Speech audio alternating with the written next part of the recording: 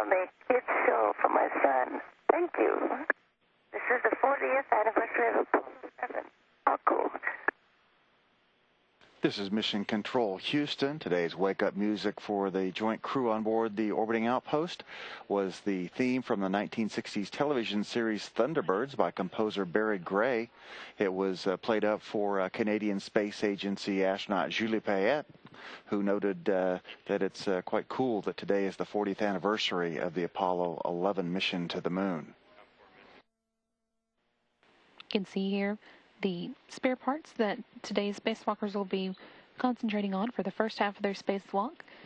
In particular, you can make out the satellite dish of the space-to-ground antenna that they'll be working with to get it removed from the cargo carrier that it was bolted down to for the space shuttle's launch, and then into a storage area on the space station's truss.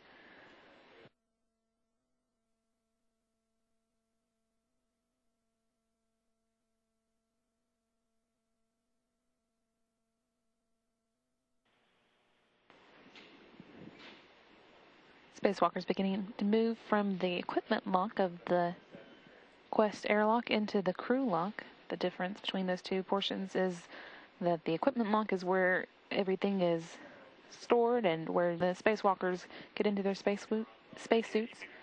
The crew lock is what they'll actually work from as they go outside the space station. The hatch between the two is closed, and the crew lock is actually what's depressurized before the spacewalkers are able to switch their spacesuits to battery and officially begin the spacewalk for the day. Today's spacewalk will be the 127th spacewalk for International Space Station Assembly and Maintenance. And since we are celebrating the 40th anniversary of the Apollo 11 moonwalk today, it's also appropriate to note that it's actually the 202nd spacewalk that United States astronauts have participated in since that famous moonwalk. It'll also be the first spacewalk for mission specialist Tom Marshburn, and again the sixth for Dave Wolf, who is currently up to 31 hours and 51 minutes spent outside in space.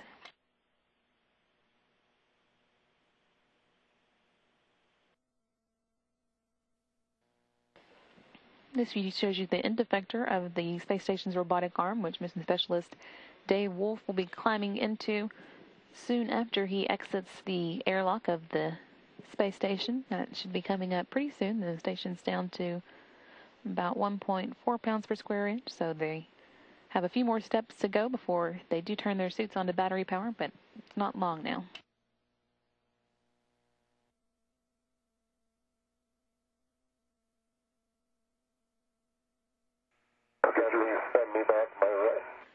That's mission specialist Tom Marshburn. You can differentiate the two spacewalkers once they both get out of the airlock by the dashed red stripes on Marshburn's spacesuit and the solid red stripes on Wolf's.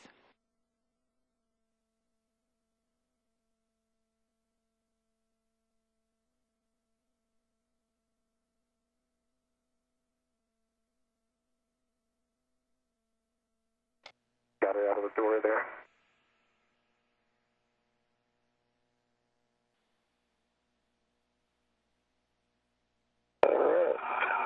Welcome to EVA, Tom.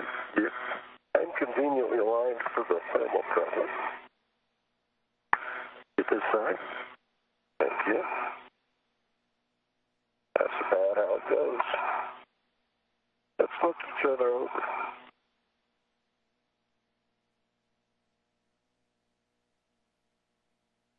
Take a minute to adapt to this.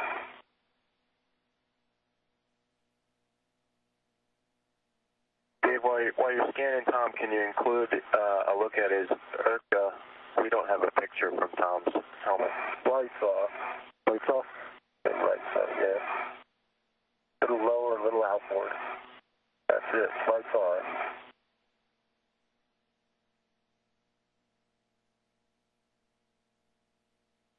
Thanks, we got it. Good. Well, the lights aren't on. little dark out that way. You can just make out Mission Specialist Tom Marshburn in this view from Dave Wolf's helmet camera. Again, as you can see, he's wearing the dashed red stripes, while Wolf will be wearing solid red stripes on his spacesuit. And here's our first view from Mission Specialist Tom Marshburn's helmet camera. Again, you can see the small 18 in the bottom left right-hand corner. That will differentiate his view from Wolf's, which has a 16 in the corner. Spacewalkers being asked to pause before they head to their first task so that Dave Wolf can turn down the cloth on Mission Specialist Tom Marshburn's spacesuit to cover some sizing rings on the ankle area of his spacesuit that's not quite covered. And although that wouldn't really be a safety problem, the metal can get hot or cold as the spacewalkers go through the day and night cycles, and it might be uncomfortable. The cloth is a thermal protection that would help keep that from happening. This view from Wolf's helmet camera as he does just that, tucking the material over the metal. Yeah, it's the EVA, folks. They're on top of it. I'm verifying at least the 2 and 3s are locked. I can't see the 1s from here. Surprisingly, they're locked.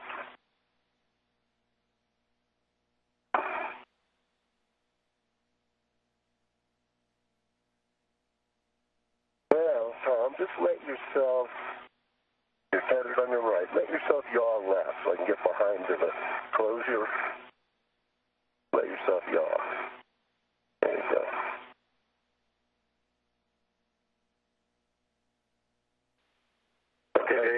With that quick housekeeping item, the spacewalkers are split up now and head to a couple of different areas of the space station.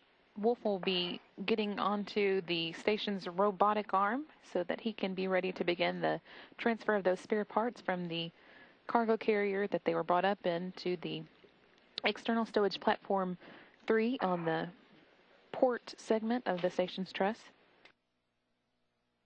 Marshburn, meanwhile, is going to head that way eventually, but first he's going to move to the starboard ESP, or External Stowage Platform 2, to pick up a grapple bar that he'll later install on an ammonia tank assembly to get ready for the next shuttle mission to come to the space station that will be removing that ammonia tank assembly.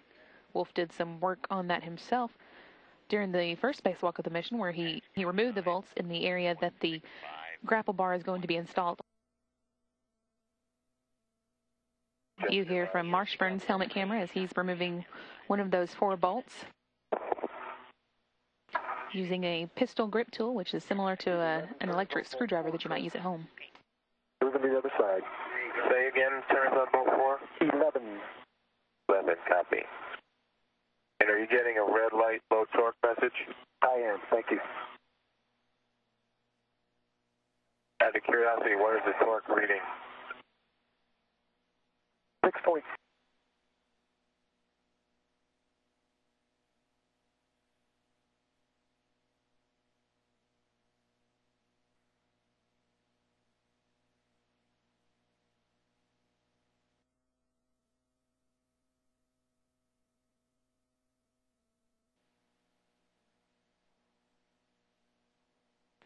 View here of the station's robotic arm that Mission Specialist Dave Wolf is getting ready to climb into. You can just make out Wolf at the bottom center of the screen.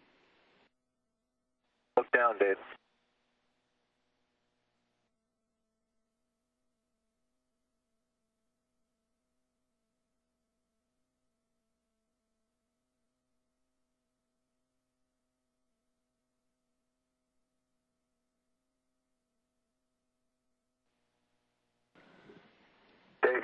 View of Mission Specialist Tom Marshburn's helmet camera here as he gets to work installing that fixed grapple bar that he just took off of the external storage platform 2, installing it here on the ammonia tank assembly on the port 1 segment of the station's truss.